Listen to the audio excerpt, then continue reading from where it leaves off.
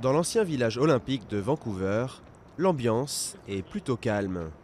Ici, plus de 700 appartements ont été construits pour accueillir les athlètes lors des Jeux olympiques d'hiver en 2010. Mais quand les sportifs sont rentrés chez eux, de nombreux logements n'ont pas trouvé preneur. Kyle et Yumi ont été parmi les premiers à s'installer ici. Quand nous nous sommes installés ici en 2011, ça ressemblait à une ville fantôme. Il n'y avait pas beaucoup de commerce dans le quartier. Pour les JO de Vancouver, le Canada avait pris le parti d'une organisation à bas coût, environ 7 milliards de dollars, contre 51 milliards pour les Jeux de Sochi. Et la ville comptait bien tirer profit de retombées économiques positives. Mais rattrapé par la crise des subprimes, le promoteur du village olympique a fait faillite. Les Jeux approchant, c'est la mairie qui a dû renflouer le projet. Les conditions étaient extrêmes. Nous avions une échéance à respecter, une crise économique mondiale.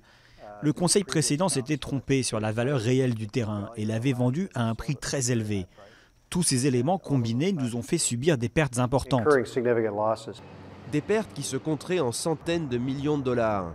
Deuxième ville la plus chère au monde pour le logement, Vancouver abrite également plus de sans-abri que toute autre ville canadienne.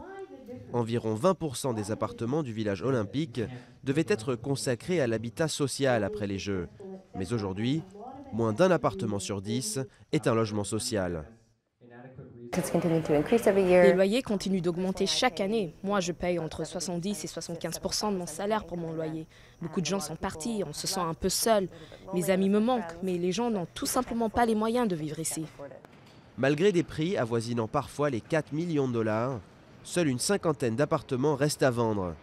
Une nouvelle qui ravit Kyle et Yumi, impatients de voir leur quartier prendre enfin vie.